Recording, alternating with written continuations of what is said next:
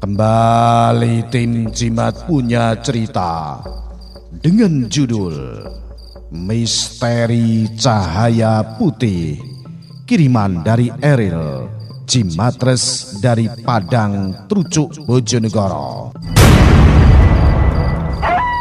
Kejadian ini aku alami saat Lebaran atau Idul Fitri pada tanggal 6 Juli 2019. Ketika aku mulai sekolah SMK. Pada paginya kami keliling-keliling di desaku sendiri, yaitu Desa Padang RT 9. Karena di RT 9 itu warganya lumayan banyak dari ujung barat ke ujung timur. Pada siang harinya kami sekeluarga berkunjung ke rumahnya nenekku dan juga rumahnya kerabat yang terdekat hanya di sekitaran kota Bojonegoro saja. Setelah maghrib kami sekeluarga berkunjung ke rumahnya Pak Lurah terlebih dahulu. Rupanya di rumahnya di sana sudah ramai yang berkunjung ke rumahnya Bapak Lurah. Assalamualaikum. Kami sekeluarga mengucapkan salam secara bersamaan. Waalaikumsalam warahmatullahi wabarakatuh. Monggo, monggo, monggo. Semua orang yang ada di rumahnya Pak Lurah menjawab salam kami termasuk Pak Lurah. Kemudian kami bersalaman dengan Pak Lurah dan orang-orang yang ada di sana, serta sama mbah atau orang tuanya Pak Lurah. Kemudian Pak Lurah menyuruhku untuk mengambil es krim di lemari pendingin. Silahkan sana, diambil dek es krimnya, gak apa-apa kok. Iya Pak. Jangan malu-malu, ya. Ini sengaja ditaruh di sini kok untuk diambil. Ambil aja nggak apa-apa. Tawaran dari Pak Lurah. Iya Pak. Jawabku sambil aku mengambil es krim. Silahkan kalau mau ambil lagi es krimnya, Dik. Ditawarin lagi sama Pak Lurah. Sudah Pak, ini aja belum habis kok. Jawab bapakku. Di rumahnya Pak Lurah selalu ramai orang berkunjung. Silih berganti, ada yang datang dan ada yang pergi yang entah kemana. Mungkin bisa jadi ke rumah kerabatnya masing-masing yang sekiranya dekat dengan rumahnya Pak Lurah. Dan karena sudah terasa lama kami sekeluarga pamitan sama Pak Lurah, termasuk pamitan sama orang yang masih ada di sana. Tiap ke rumahnya Pak Lurah pas dikasih uang sebesar Rp10.000, ditambah dikasih es krim kalau tiap lebaran. Bahkan saat pulang masih ditawarin es krim sama Pak Lurah. Seakan-akan bapak kepala desa itu tahu kalau aku suka banget sama es krim sampai-sampai ditawarin terus. Ambil es krimnya lagi, Dik, gak apa-apa kok, gak apa-apa. Iya Pak. Setelah dari rumahnya Pak Lurah, kami sekeluarga pindah ke rumahnya Pak Bayan. Rumahnya tidak terlalu jauh dari rumahnya Pak Lurah. Kalau tadi rumahnya Pak Lurah masuk dalam gang, sedangkan rumahnya Pak Bayan di pinggir jalan.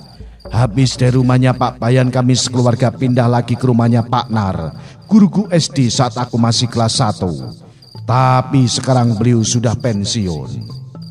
Assalamualaikum. Kami sekeluarga mengucapkan salam. Waalaikumsalam warahmatullahi wabarakatuh. Silakan duduk. Jawab Pak Nar. Kemudian kami bersalaman dengan Pak Nar dan anaknya. Silakan dimakan hidangannya. Iya Pak. Jawab bapakku. Inilah muridku tah. Iya Pak. Jawabku sambil membuka isi toples. Dulu kamu kecil, sekarang tahu-tahu udah sebesar gini. Iyalah Pak, tiap hari dikasih makan terus biar cepat besar. Dulu kamu muridku yang paling nakal sak kelas. Tuh, dengerin apa kata Pak Nar. Iya Ibu, itu kan dulu. Sekarang kan sudah tidak nakal lagi kayak dulu. Tidak nakal tapi suka keluyuran. Tidak, Bu. Beberapa menit kemudian kami pamitan sama Pak Nar. Sebelum pulang aku ditahan sama Pak Nar, rupanya aku dikasih uang sama Pak Nar. Sambil berkata, Kalau sekolah jangan nakal lagi. Dan jangan lupa bukunya sekolah itu dibawa, jangan ditinggal di rumah. setelah dari rumahnya Pak Nar kami sekeluarga menuju ke rumahnya Mbah. Tiap lebaran kami sekeluarga selalu datang ke rumahnya Mbah. Tempatnya juga sama-sama Desa Padang. Tujuan ke rumahnya Mbah itu pasti dan jelasnya untuk silaturahmi di hari raya Idul Fitri, saling maaf memaafkan. Kebetulan di sana ada kerabat kami yang berkunjung ke rumahnya Mbah, jadi sekalian aja kalau silaturahminya jadinya tidak usah capek-capek ke rumahnya. Assalamualaikum. Waalaikumsalam warahmatullahi wabarakatuh. Kemudian kami bersalam-salaman dengan Mbah serta orang yang ada di rumahnya Mbah. Dan kebetulan itu masih kerabat kami juga. Beberapa menit kemudian tamu tadi pamitan mau pulang. Di sana tinggal kami dan pemilik rumah. Beberapa saat kemudian setelah tamu itu pamitan aku merasa gerah banget. Kemudian aku keluar duduk di teras depan. Adikku sedang main sama anaknya Mas Doyo. Tiba-tiba aku jadi ingat sesuatu. Ternyata aku masih punya es krim yang tadinya aku ambil dari rumahnya Pak Lurah. Es krim itu aku taruh di dalam jok motor jadi cair deh es krimnya. Es krim itu ada dua sebenarnya. Satu aku mau tak kasih sama adikku tetapi dia tidak mau karena cair. Aku mencoba menawarkan kepada anaknya Mas Doyo. Kamu mau es krim tidak? Maaf, es krimnya cair. Di saat lagi enak-enaknya makan es krim, kami dikagetkan oleh sesuatu yang aneh.